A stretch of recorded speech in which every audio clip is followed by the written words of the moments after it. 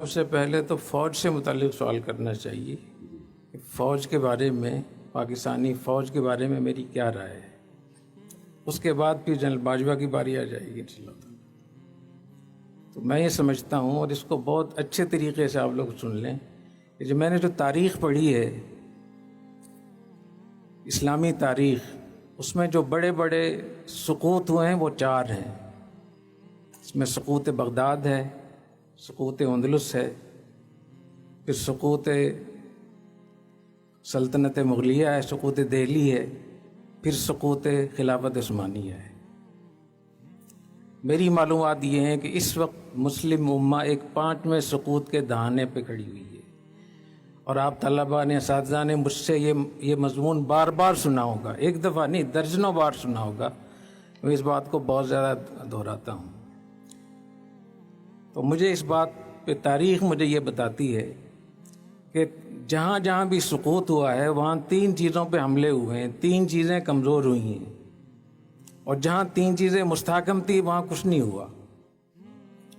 سیاسی استحکام، معاشی استحکام، اور دفاعی اور فوجی استحکام، ان 3 ستونوں پر حکومتیں اور ریاستیں کھڑی ہوتی ہیں۔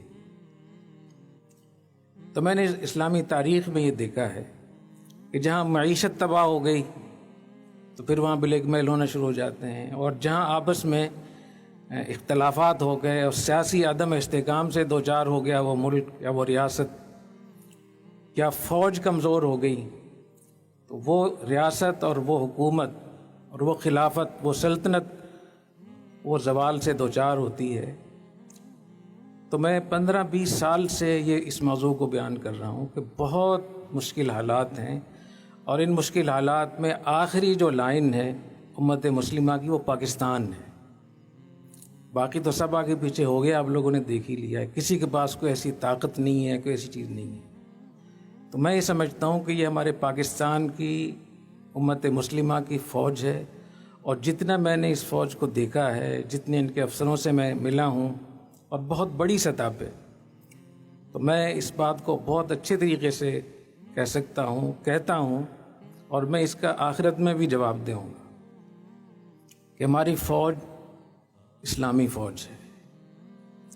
اور اگر آپ کو شک ہو تو آپ مصر میں چلے جائیں، سعودی عرب میں چلے جائیں، امارات میں، قطر میں، دبئی میں، بحرین میں، کویت میں، عراق میں، شام میں، کسی بھی ملک میں چلے جائیں، تاکہ ملیشیا میں چلے جائیں، انڈونیشیا میں چلے جائیں، تو آپ کو اندازہ ہو جائے گا کہ جو فوجیں لبرل ہوتی ہیں وہ کیسی ہوتی ہیں۔ آپ نے وہ فوجیں دیکھی نہیں ہیں ابھی۔ تو میں یہ سمجھتا ہوں کہ ہمارے ہاں سیاسی عدم استحکام عروج پر ہے، معاشی عدم استحکام سب کے سامنے ہے کہ ہماری معیشت کہاں پہنچی ہوئی ہے۔ صرف ایک مورچہ جو آخر میں ہے، ایک ستون بچتا ہے، وہ ہے فوجی قوت۔ اور جس طریقے سے سیاسی جماعتیں، مذہبی جماعتیں، دوسرے معاشرے کے لوگ ہر وقت فوج کے پیچھے پڑے رہتے ہیں، فوج کے خلاف بولتے ہیں، تو میں سمجھتا ہوں کہ فوج پہ تنقید تو کریں، جہاں جہاں فوج نے غیر آئینی کام کیا ہے، کسی پر ظلم کیا ہے، غلط کام کیا ہے، اس پہ بولیں، احتجاج کریں، حق ہے آپ کو بولنے کا، لیکن یہ تنقید تعمیری ہونی چاہیے، مثبت ہونی چاہیے۔ اس تنقید کا مقصد فوج کے ادارے کو کمزور کرنا نہ ہو۔ بہت سے لوگ اسلام کو تو گالی نہیں دے سکتے تو مسلمانوں کو گالیاں دیتے ہیں، بہت سے لوگ مدارس کو برا بھلا نہیں کہہ سکتے تو وہ کسی محتمم کو برا بھلا کہیں گے۔ تو یہ جو طریقہ ہے کہ تنقید کو تحقیر کا اور ایک سازش کا ذریعہ بنا لینا، اور پاکستان اور اسلام کے دشمنوں کی آوازوں میں آوازیں ملا لینا، یہ بہت خطرناک ہے۔ یہ ہم اپنے پیروں پہ کلاڑی مار رہے ہیں۔ مجھ پہ بہت زیادہ اس پہ دباؤ رہا ہماری مذہبی جماعتوں کی طرف سے، بہت سی شخصیات کی طرف سے، لیکن آپ حضرات کو اس بات کا علم ہوگا کہ میں ہمیشہ کوشش کرتا ہوں کہ کوئی بھی معاملہ ہو تو اس کی تہہ تک پہنچوں، سنی سنائی باتوں پر، افواہوں پر میں نہیں جاتا۔ اس میں ہو سکتا ہے کہ مجھ سے غلطی ہو گئی ہو سکتا ہے کہ میں نے جو اس کا نتیجہ نکالا ہو غلط ہو، لیکن یہ ہوگا اجتہادی معاملہ۔ مجھے اللہ کی رحمت سے بہت امید ہے کہ اللہ کے ہاں اس پہ گرفت نہیں ہوگی۔ تو میں نے اس کی فوج کے اوپر بہت میں نے ہوم ورک کیا ہے، بہت میں نے محنت کی ہے، ان کے لوگوں سے میں ملا ہوں، ان کی چھاونیوں میں گیا ہوں، کاکول گیا ہوں، پی ایم اے میں گیا ہوں، کہ بہت ساری چیزیں میں نے دیکھی ہیں۔ اس کو دیکھنے کے بعد تو مجھے ان لوگوں میں سب سے زیادہ دینداری نظر آئی بنسبت دوسرے لوگوں کی۔ یہ وہ چیز ہے جو میرا مشاہدہ ہے، جو ہماری فوج ہے، اس فوج کو اس کی حفاظت کریں آپ لوگ، اس کی عزت اور توقیر کی حفاظت کریں۔ اگر خدا نخواستہ یہ فوج کمزور ہو گئی، جس طریقے سے ابھی سلسلہ شروع ہو رہا ہے، تو ہماری عزتیں، ہمارے مدرسے، ہماری جان مال ہر چیز خطرے میں ہوگی۔ تو ہمیں اپنے اوپر بھی رحم کرنا چاہیے، اپنے نسلوں پر بھی رحم کرنا چاہیے۔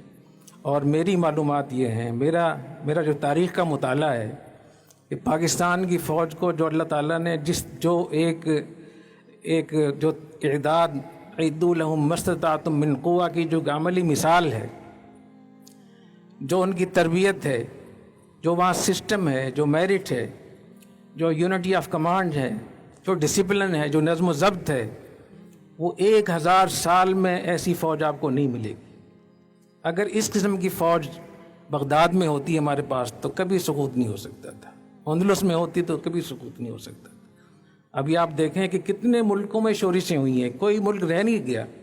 پاکستان میں کتنی بڑی شورش ہوئی، لیکن پاکستان کی فوج کے منظم ہونے کی وجہ سے یہ پاکستان بھی بچا ہوا ہے۔ تو اس لیے میں یہ سمجھتا ہوں کہ اتنی بڑی طاقت اللہ نے عطا فرمائی ہے، ان کے اس تنظیم کی وجہ سے، اس نظم و ضبط کی وجہ سے اللہ نے ہمیں ایٹمی قوت سے بھی نوازا، حالانکہ ہم اس کے بالکل اہل نہیں تھے۔ اور فوج کی جو تیاری ہے وہ اتنی اچھی ہے کہ دنیا کی واحد فوج ہے جو خود کفیل ہے۔ میں کہہ سکتا ہوں کہ 70-75% خود کفیل ہے۔ وہ خود طیارے یہاں بنتے ہیں، ہوائی جہاز یہاں بنتے ہیں، میزائل یہاں بنتے ہیں، ٹینک اور بختر بند گاڑیاں یہاں بنتی ہیں، تمام اسلحہ جو ان کے استعمال کا ہے وہ یہاں بنتا ہے، اور اس کو مکمل طور پہ خود کفیل کیا انہوں نے۔ اور جو لوگ یہاں سے گئے تھے، انگریز یہاں سے گئے تھے، انگریزوں کی فوجیں کہاں کھڑی ہیں اور پاکستان کی فوج کہاں ہے؟ اور جتنا میں نے ان کا جو ماہنامہ نکلتا ہے اور جو ان کا نصاب ہے، جو وہاں تقریریں ہوتی ہیں، جو روزانہ فوج میں جو اسمبلی ہوتی ہے، اس میں جو قرآن کی تعلیم ہوتی ہے، جو سیرت کی بات ہوتی ہے، جو غزوات اور سرایا کی بات ہوتی ہے، جو جہاد کے فضائل بیان ہوتے ہیں، تو آپ حیران ہو جائیں گے۔ تو آپ ہی مسلمان نہیں اور بھی کوئی مسلمان ہوں گے۔ اور ایک فوج کی ایک بہت اہم بات اور ہے جو مجھے بہت پسند آئی ہے، وہ ایک فوج میں صرف مسلمان ہیں اور پاکستانی ہیں، دیوبندی بریلوی وہاں نہیں ہے۔ اور خدا کے لیے جو علماء کرام فوج میں جا رہے ہیں وہ بھی اپنے آپ کو صرف مسلمان اور پاکستانی کہیں، فوج کو کسی بھی صورت میں تقسیم نہ کریں۔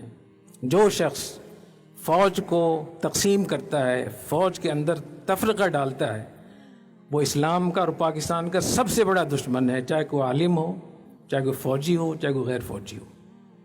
میں اس نتیجے پر پہنچا ہوں کہ جس ڈسپلن کا سمع و طاعہ کا قرآن حدیث میں ذکر ہے، وہ اگر ہماری حکومتوں میں آ جاتا، وہ سمع و طاعہ، وہ ڈسپلن، نظم و ضبط اور وہ میرٹ، تو آج ہمارا سر اونچا ہوتا۔ یہ پاکستان کی واحد فوج ہے جن کے ہاں نظم و ضبط ہے، جب وہاں آرڈر چلتا ہے، وہاں حکم چلتا ہے، لوگ بات مانتے ہیں، وہاں ریٹ ہے حکومت فوج کی۔ تو اللہ تعالی ہماری فوج کو صحیح سلامت رکھے۔ اور جو لوگ سرحدوں پہ ہیں، جو مختلف جگہوں پہ پہرے دے رہے ہیں ہمارے فوجی، میں ان کو یہ بشارت سنانا چاہتا ہوں کہ نبی کریم صلی اللہ علیہ وسلم نے ارشاد فرمایا، من رابط وراء المسلمین حارسا کان له اجر من خلفہ، کہ جو جس جگہ کا پہرا دیتا ہے تو اس میں جتنے بھی لوگ نیک کام کرتے ہیں ان سب کا ثواب ان کو ملتا ہے۔ جو پاکستان کے فوجی محاذوں پر ہیں، سیاچن میں ہیں، مختلف جگہوں میں سرحدوں پہ کام کر رہے ہیں، چھاونیوں میں مختلف ٹریننگ کر رہے ہیں، اور وہ تیار ہیں ماشاءاللہ، جو وقت ان کا صرف ہو رہا ہے تو بہترین وقت ہے، بہترین عبادت ہے، وہ عبادت میں صرف کر رہے ہیں۔ آپ نے یہ حدیث پڑھی ہوگی کہ جو مجاہد کا گھوڑا ہوتا ہے وہ جب بندھا ہوتا ہے تو جتنی قدم وہ بندے بندے بھی چلتا ہے اس کی بھی نیکیاں ملتی ہیں مجاہد. اور صحیح بخاری کی جو آیت ہے کہ اس کا بول و براز بھی قیامت کے دن نیک اعمال میں تولا جائے گا. تو میں تو یہ سمجھتا ہوں کہ جو ہماری فوج ہے یہ مجاہد ہے. البتہ یہ ضرور ہے کہ جیسے اور مجاہدین غلطیاں کرتے ہیں، ہم نے دیکھا افغانستان میں کہ پہلے جو تنظیمیں تھیں، شیخ سیاف کی، ربانی، حکمت یار، احمد شاہ مسعود اور بڑے بڑے لوگ تھے، تو پہلے بہت مجاہد تھے، ان سے غلطیاں ہوئیں. تو اگر فوج کوئی غلطی کرتی ہے، کسی پہ ظلم کرتی ہے، تو اس کی حمایت نہیں میں کر رہا، لیکن ادارے کے طور پر میں سمجھتا ہوں کہ اس کی حمایت کرنی چاہیے. اور فوج کے خلاف بولنا، اپنی مجلسوں میں مجلس آرائی کرنا اور فوج کے خلاف بولنے کو اپنی ہیرو بننا، اس کے لیے اپنی کامیابی سمجھنا، یہ اپنے پیروں میں کلہاڑی مارنے کے مترادف ہے. ہمیں اس سے باز رہنا چاہیے اور ہمیں خودکشی نہیں کرنی چاہیے. آپ یقین سمجھیں کہ ہماری معیشت کہاں ہے، سیاسی عدم استحکام کہاں تک پہنچا ہوا ہے. ایک چیز آپ کے پاس بچی ہوئی ہے، وہ ایک فوجی قوت ہے. تو اگر یہ بھی خدا نخواستہ ختم ہو گئی تو پھر عراق ہے، پھر شام ہے، پھر یمن ہے، پھر چیچنیا ہے، پھر صومالیہ ہے، پھر لیبیا ہے، پھر الجزائر ہے. تو ہمیں اس کا خیال رکھنا چاہیے. جزاکم اللہ. السلام علیکم.